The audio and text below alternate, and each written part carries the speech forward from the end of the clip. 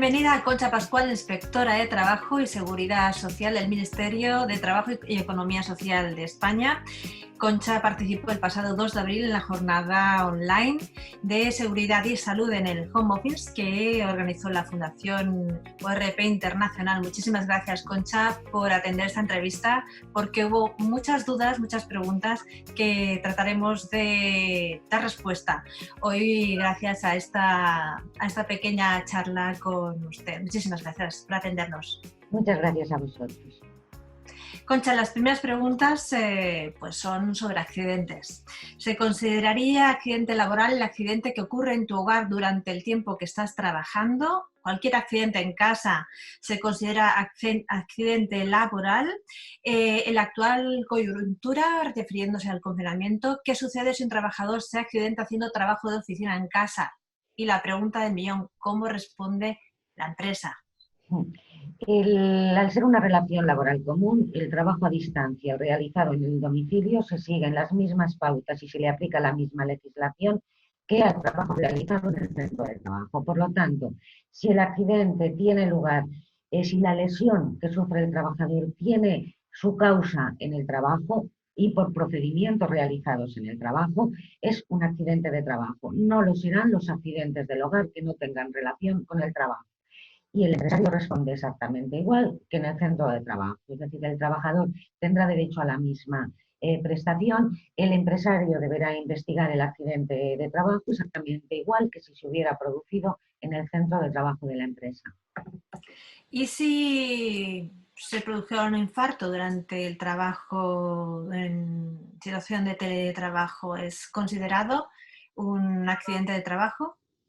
El infarto en el lugar de trabajo, igual que otras lesiones no directamente vinculadas al trabajo, se producen, son accidentes de trabajo a partir de la presunción establecida en el artículo 156 de la Ley General de Seguridad Social, que establece que toda lesión sufrida por el trabajador en el tiempo y en el lugar de trabajo es accidente de trabajo. Es una presunción, por lo tanto admite prueba en contrario. Respecto a los infartos o otras lesiones que sufra el trabajador en su domicilio, puede operar, es más complicado en esta presunción, pero en todo caso serán los jueces y los tribunales los que no lo digan. Lo que es obvio es que va a haber más rechazos por parte de las mutuas de las partes de accidente y que se va a judicializar un poquito más los procedimientos de reconocimiento de los accidentes de trabajo, de reconocimiento de contingencia. Pero en todo caso, ¿cómo opera esta presunción en el domicilio? No deberán decirlo los jueces y los tribunales. Yo creo que será más y que por lo tanto el trabajador deberá presentar más pruebas, pero en todo caso es una opinión mía, que lo cierto es que nos lo dirán los jueces y los tribunales cuando tengamos procedimientos suficientes y jurisprudencia suficiente. Habla de pruebas, entonces tenemos que hablar también de una autoevaluación. En cualquier situación de teletrabajo, en principio, hasta donde tenemos el conocimiento, tiene que haber una autoevaluación previa. ¿Quién tiene que hacerla? ¿Cómo se tiene que hacer? El tema de autoevaluación previa ha sido exclusivamente para este periodo, donde se han enviado a muchos trabajadores con medios a veces escasos o ninguno más que aquellos de los que disponía el trabajador, y por ley se ha establecido que se haga una autoevaluación que en todo caso es voluntaria por parte del trabajador, no es obligatorio hacerla.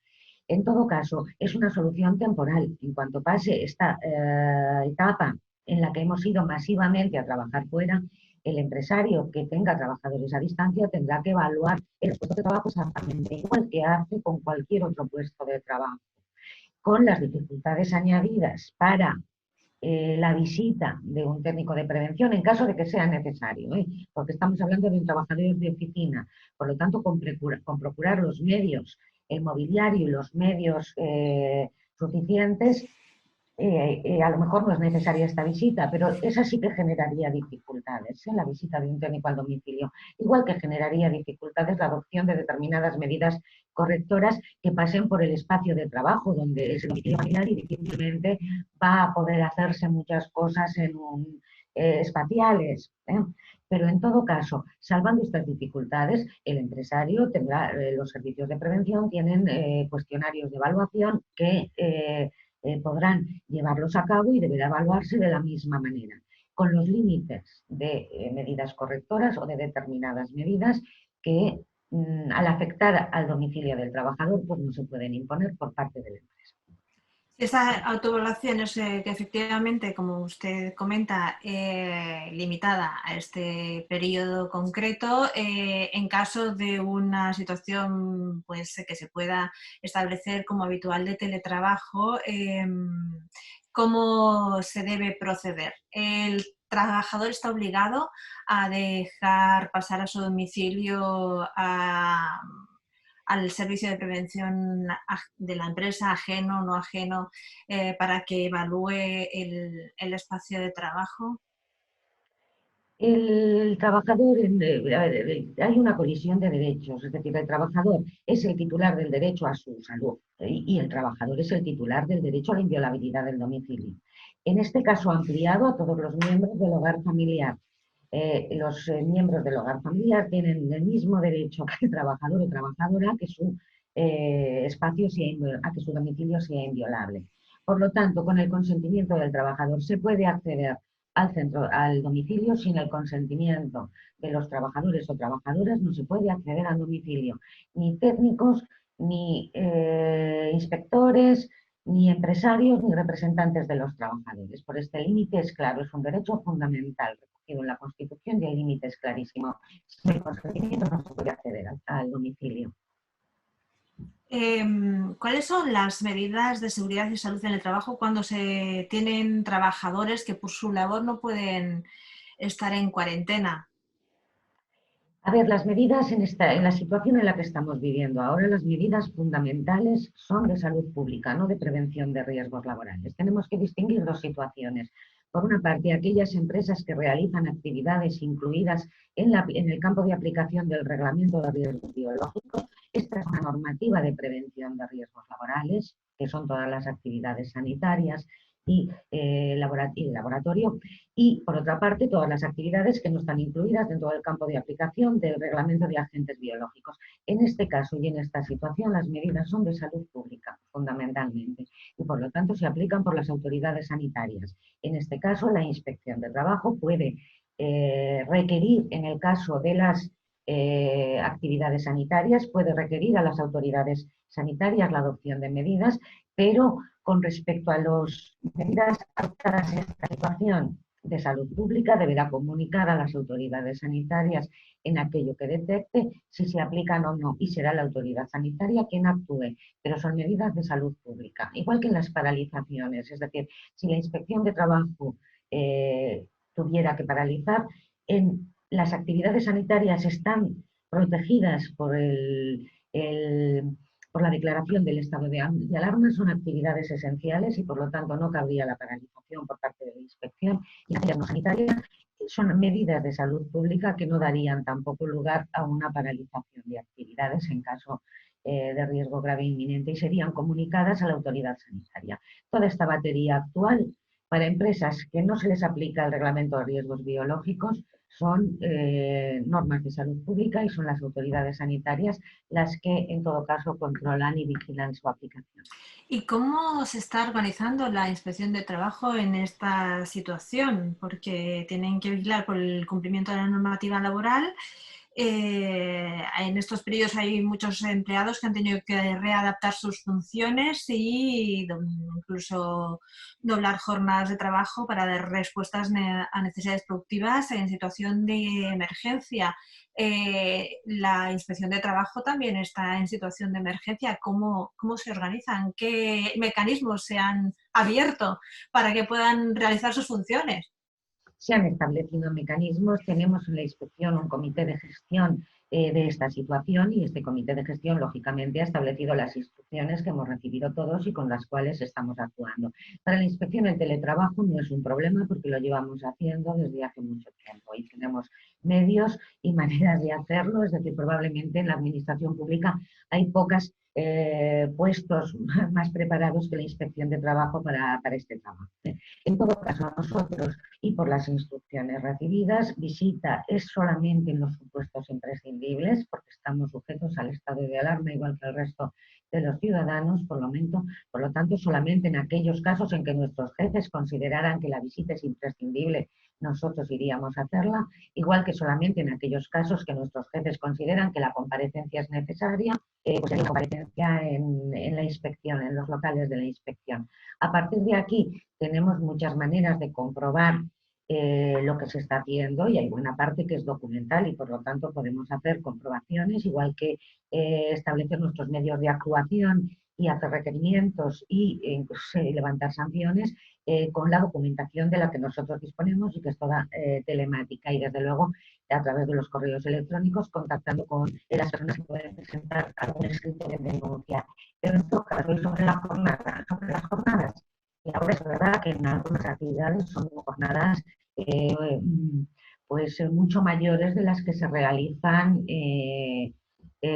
habitualmente. Hay dos normas en el estatuto con respecto a las jornadas que en principio no deberían saltarse, que es el descanso mínimo de 12 horas y el descanso semanal de día y medio. A partir de aquí, el tiempo de trabajo, hay una distribución anual y que en este año pues, va a ser muy común y que está perfectamente permitida, siempre y cuando se acuerde con los representantes de los trabajadores. Es decir, no hay ningún problema en realizar unas horas en un periodo determinado donde esto es requerido y luego compensar la realización de estas horas con tiempo de descanso en periodos posteriores. Por lo tanto, es una situación que se puede hacer. Nadie vamos a ir en este momento a una residencia de ancianos a comprobar que las trabajadoras y los trabajadores que prestan servicios en estas residencias, algunas con muchos problemas o que están en periodo de aislamiento, están cumpliendo las 8 horas, porque eso no tiene ni pies ni cabeza. Ni creo que les gustara a los mismos trabajadores, muchos de los cuales se han aislado voluntariamente como medio de protección. Pero el empresario al final tiene herramienta que es la distribución irregular y que pactada con los representantes de los trabajadores puede resolver esta situación de un mayor volumen de horas trabajadas que es evidente para todos. Y en caso de que no se acuerde y que no se realice esta compensación, pues la inspección actuará en el momento en que esta compensación no se produzca. Nos llega una consulta sobre la creación de una unidad específica de la ITSS para la situación creada por el COVID. ¿Qué función fundamental tiene esta unidad específica? ¿Qué orientación e información se presta al empresario y cómo llega todos esos datos? Es una consulta que, bueno, quizás tiene que ver con que crear una unidad nueva en la inspección de trabajo pues genera bastante incertidumbre, bastante curiosidad. Es una unidad de gestión, es una unidad de gestión creada en la Dirección General. A todos los efectos, el asesoramiento a las empresas en la inspección se realiza de forma muy habitual y se realiza por todos los inspectores, más de lo que parece, es decir, en muchos procedimientos, incluso de investigación, tú realizas una labor de asesoramiento al empresario y ahora cualquier empresario que se dirija a un inspector con el que tiene una relación profesional de expedientes abiertos, le vamos a contestar sin ninguna duda. Y supongo que esta unidad de gestión creada, aparte de darnos instrucciones que recibimos de forma muy habitual nosotros y casi diaria sobre cómo y de qué manera tenemos que actuar, pues también lo hará respecto a las empresas que presenten consultas. No solamente la inspección va a contestar y va a asesorar a las consultas realizadas los empresarios, también todas las autoridades laborales de las comunidades autónomas y la Dirección General de Trabajo, que son las que deben asesorar y tienen una labor fundamental de establecer de contestar estas consultas y así darnos patrones a todos, a los empresarios, pero también a los trabajadores, pero también a los inspectores que utilizamos muchas veces las contestaciones a estas consultas efectuadas a las autoridades laborales para resolver pues las dudas que nosotros tenemos también en la interpretación de la normativa laboral. Por lo tanto, supongo que esta dirección de gestión contestará estas consultas, pero no nos olvidemos, también las contestan la Dirección General de Trabajo y las autoridades laborales de las comunidades autónomas. La empresa obligará a estar geolocalizado a un trabajador. ¿Qué sistemas de control puede tener una empresa y el trabajador en una situación de teletrabajo? Tanto en esta situación de confinamiento como ya, digamos, en una situación de teletrabajo pactada y establecida.